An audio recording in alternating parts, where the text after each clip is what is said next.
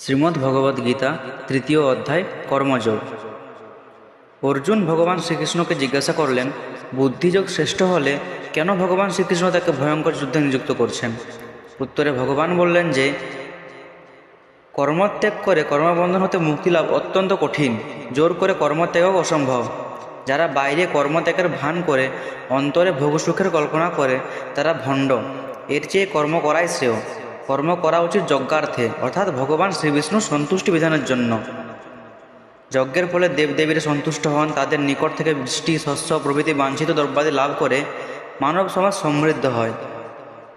ভগবানকে আহার্য নিবেদন করে কেবল তার প্রসাদ ভোজন করা উচিত। যারা তা করে না তারা চোর। যে কেবল নিজের ভোগতৃপ্তির জন্য কর্ম করে সেই ইন্দ্রিয়ভোগী জীবন ব্যর্থ হয়। সমাজের শ্রেষ্ঠ ব্যক্তিগণের কর্তব্য হচ্ছে ভগবৎ সেবামূলক কর্ম করার মাধ্যমে জনসাধারণকে শিক্ষা দেওয়া। সমাজের প্রত্যেকের কর্তব্য ভগবৎ প্রীতির জন্য নিজ নিজ স্বধর্ম পালন করা। অর্জুন জিজ্ঞাসা করলেন, কেন মানুষ পাপকর্মে লিপ্ত হয়? উত্তরে ভগবান বললেন যে, কাম হচ্ছে এর কারণ। চির অতৃপ্ত কাম জীবের শুদ্ধ চেতনা আবৃত করে তাকে বিমোহিত করে। ভক্তিযোগ অনুশীলনের মাধ্যমে দুর্জয় শত্রু কামকে বিনষ্ট করে শুদ্ধ চেতনা লাভ করা যায়। ইতি শ্রীমদ্ ভগবদ্ গীতার কর্মযোগ নামক তৃতীয় অধ্যায়ের সংক্ষিপ্ত সার সমাপ্ত।